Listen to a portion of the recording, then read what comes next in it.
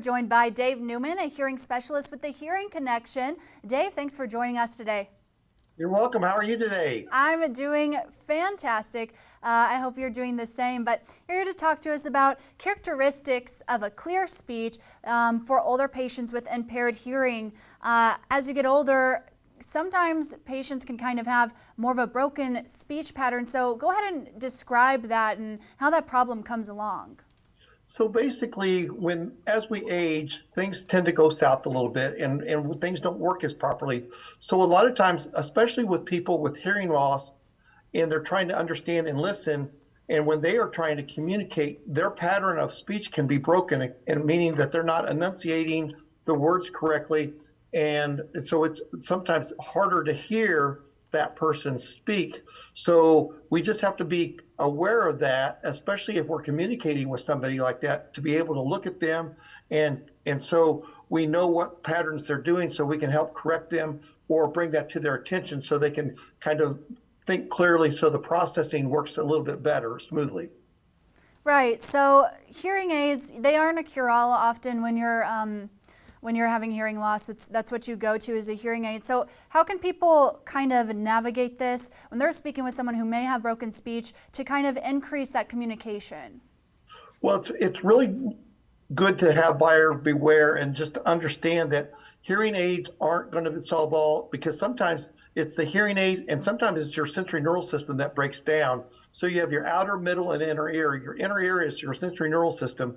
And sometimes when that system breaks down, a person can hear, but they don't understand. So all the syllables and the consonants, they're not catching all the way. So it's really, really important to communicate 3 to 6 feet away.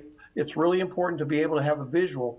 And I had a patient in just the other day, the wife came in and says, the hearing aids aren't working. And we did a word understanding test and he scored about 50%. And that was mind boggling to the wife, because she's like, I had no idea. I just thought he couldn't hear. So I just kept talking louder and louder. And he kept saying, don't talk so loud. And she just thought the solve all was to talk louder. So it's really understanding the relationship with the person with hearing loss.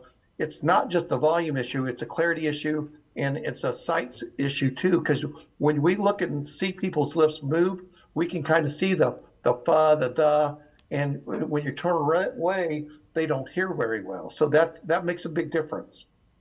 Right, so definitely want that clear communication, making sure they can see you, and talking louder really sounds like it's not the problem solver for this.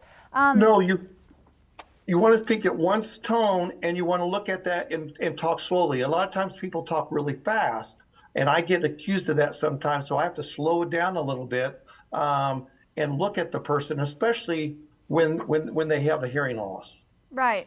So Dave, how can people get in contact with you at the Hearing Connection to discuss hearing problems, get a hearing evaluation, things like that? Absolutely. We're located at 3924 Sherman Avenue. The easiest way is just to Google the Hearing Connection and we'll pop up.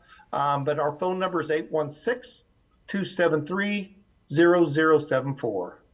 All right. Well, Dave Newman with the Hearing Connection. Dave, thanks for coming on and helping people become aware of this. You bet. Thanks for having me. Of course.